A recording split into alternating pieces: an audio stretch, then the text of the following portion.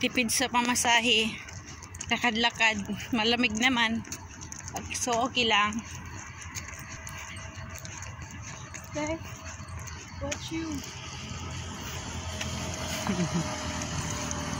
Naglalakad si Inday, padala ng tulong sa nabahaan. Wala na tama. Super sensitive. Pagtsagaan nyo na lang, konti lang yun. At basta mayroon, mag-share na lang tayo. Tulong-tulong. Lakad kami. Ganun lang. Guys, may bago kami na-discover na cafeteria. Na mas mura. Mura. Gawin mo sa 7 dirham, gusto ko kami.